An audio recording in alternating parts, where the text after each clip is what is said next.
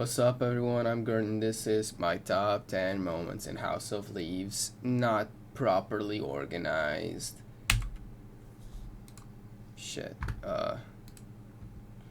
Spoiler warning for House of Leaves. It's like really good. Number 10, This Is Not For You. I think it's like a really great introduction. It's like right at the beginning, and it's like the first thing you read, and then you're like, oh shit, it's like a really nice tone setter for the book. I like it. Number 9, the always and hallways and the whole echo thing. I think it's like really nice because you read like a shit ton of pages of like echoing and all that stuff, and then like you go into a part where it goes like, oh, then again, always slightly mispronounces hallways. It also echoes it. It's like so tough. I like when on the first read I was like, holy shit, I like actually went like that in real life, which was really cool. I like this part. Number 8, the heater thing and like the fake story, because like you're reading the book and you're learning about at the time the 5.5 minute hallway, I think, and like then you had this whole ramble thing about the heater, and you're like, oh, I see, they're using like the footnotes to like tell like a different kind of story. I think it was a really interesting thing, and like at the time I was like, oh, I see where this is going, which like cemented the book as really unique, and it certainly is. And I think this is a great introduction to this uniqueness of like, oh, they're like taking advantage of the fact that it's a book. Number 7, the real story. I think this is great payoff to the previous one, where Johnny is telling the fake story of how he lost his like tooth or something, like this scar on his arm and everything like that. And I think that number 8 along with number 7 are really great at characterizing Johnny as a character and how he's very unreliable, but also like how he is like fucked up from his childhood and everything, like in the foster area. And later on in another entry on this PowerPoint presentation, you will see another side to that. I think it's no, not that one, but like this one also really good at characterizing Johnny, because this is like a moment that always gets stuck on my mind. It was like early on into the book, you're like reading and there's like a whole ramble shit, and then like there's a truck and it runs him over. But holy shit, I was in my room this whole time. I didn't even go out.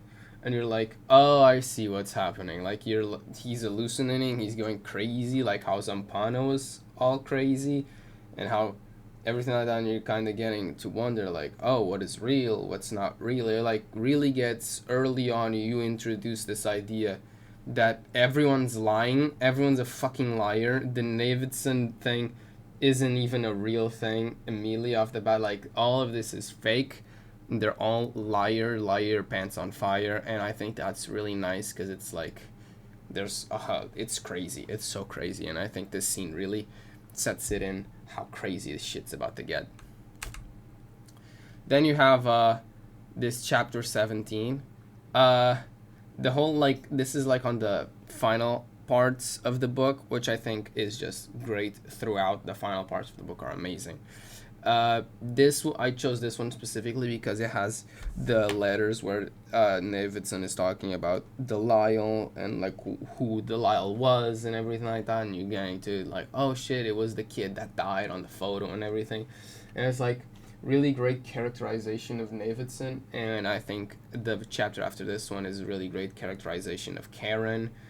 I think like the whole dynamic between them is so interesting, and I mean, yeah, it's just a really great part of the book. Then you have Tom's story. This is a chapter called Tom's story, where he's alone in the dark. He really hates the dark, and he's like talking to this guy he calls Mr. Monster that never shows up. It's like the whole monster thing that like everyone mentions about the scratch marks, but like never shows up. And I think it's a really interesting look into like how you're expecting this big Minster monster, but it doesn't exist. It's just a tension all throughout the book. There's no monster. There's no it or alien or whatever's, I don't know, or like any assassin, any monster, anything like that. There's nothing like that. There's just attention all throughout the book, and I think it really characterizes it. And I think like even a bit after that, he tells the cojones joke, and I really like the cojones joke. I tell it all the time to my friends, and it's a great one. And I don't know. I just think it's really good characterization of Tom and like how he'd do anything for his brother, and everything like that. Even though he hates it so much, and like, I don't know. I just really like this part. It's very memorable. Then you have the letters, and this is where we get into the good stuff, because I remember reading the letters for the first time, and I was like, oh shit, this is really interesting. Because then you get to like go into the Johnny's early life and how why he's so fucked up, and like he maybe has some like a hereditary disease thing with his mom, where that's why he's hallucinating and all that stuff. Because Johnny's mom is like hallucinating as well. It's pretty crazy, and yeah, it's just really great, that part where like Johnny is that part where what uh uh uh uh that part where you have to read the first letter of each word. I think it's really cool, and it's so weird because you have like to piece everything together, and it is so cool. And it changed my brain chemistry, because when I was reading the normal parts again, I was doing the same thing I was doing. I was reading the first, and I was like, these words don't make sense. And then I realized, oh shit, I need to read normally. So I think that was really nice, and I really want to read the letters from Whalestone. I think that's the name of the book, where it's like Johnny's letters to his mom and his mom's letters to Johnny. I think I really want to get into that. I think that's gonna be a great experience as well. Number 2, we have exploration. Number 5, I think this, along with number 1, are 2 great uses of the book being a book. So like everything in the like gets claustrophobic. Like when he passes through a tunnel, the letters get claustrophobic. When he's rising up, the letters rise up. When he's falling down, the letters fall down. I think there's a lot of examples all throughout the book where this happens. I think this one is the most obvious one. I really like it, and it's just a really nice exploration and everything. It's really high density and high risk and everything. I love it. And also bonus points for Daisy Bell, because Daisy Bell is a nice song, and I know people think it's creepy, but I like it. And then number 1 is Jed's death. This is like the part I always remember when I think of House of Leaves. This is just like the number 1 thing, because Jed was really nice. And like you just flip the pages as you're reading it, so it's almost like you're seeing it frame by frame, where it's like the loss of life between frames. Then you have to flip for like every single fucking word, and it's just like, oh my goodness. At the end of that, I was like, oh my god. I soy jacked to this part, I think. I don't even remember. It was so cool. And rip Jed, because I like Jed. Jed was nice. So in conclusion, it's a great book. It's really good. It's very weird, but like good.